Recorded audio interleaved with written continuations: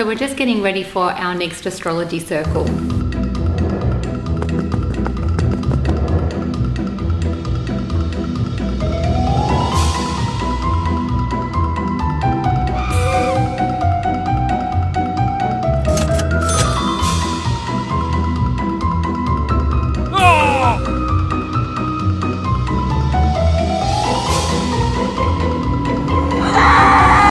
Sponge, clean up tool, sculpture wrap, paper mache, and masks.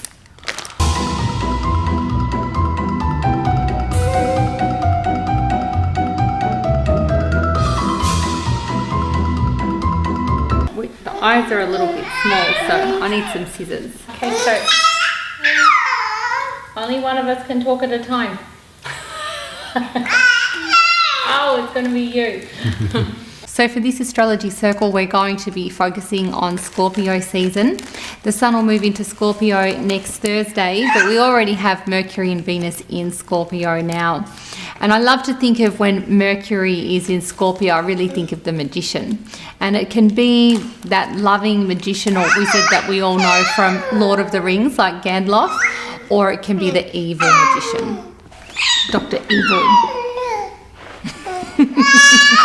So with Mercury in Scorpio, I often think about also Jodie Foster from Silence of the Lambs.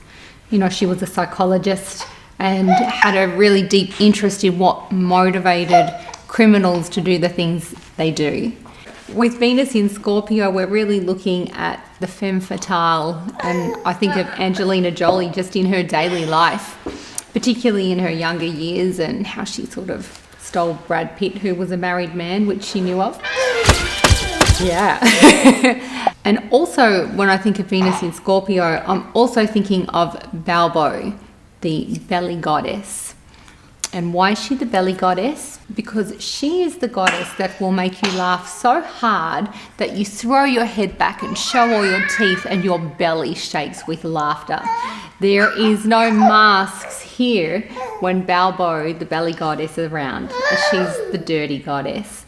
In our last myth of Persephone, Queen of the Underworld, we did speak of Demeter looking for her daughter Persephone after she was abducted by Hades.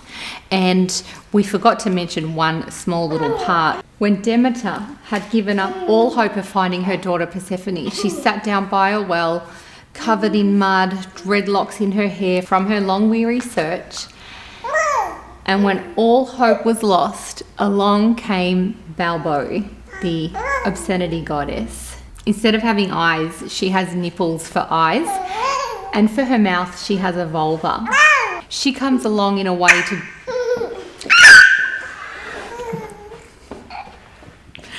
She comes along in a way to Demeter, swinging...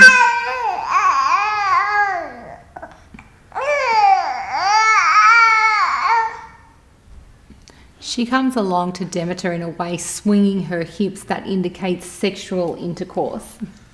And this makes Demeter smile just a little bit. And then she comes up to Demeter and she exposes her vulva to Demeter. And she starts to tell Demeter dirty jokes. And this makes the goddess of the earth start to laugh.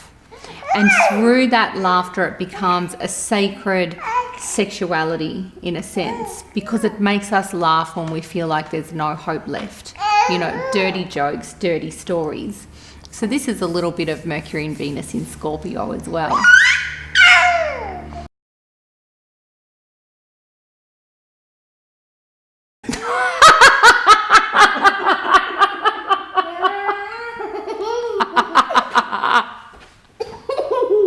Laughing on set.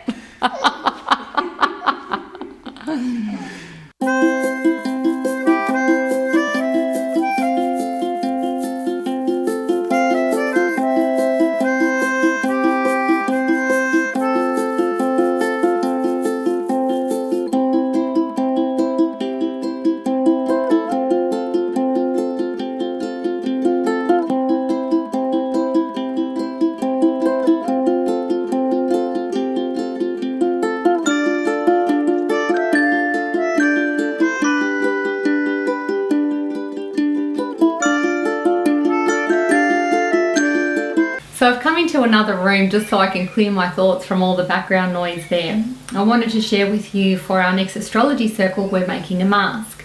And you may wonder, well, why are you making a mask if it's Scorpio season? When you kind of think of Scorpio as removing the mask so that we can get to know deeper who we are, or be able to see each other more clearly, or have that detective penetrating mind to get through the superficial.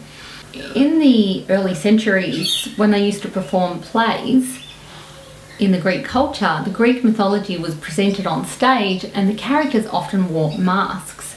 And this was number one because all the actors were male, even if the character was female.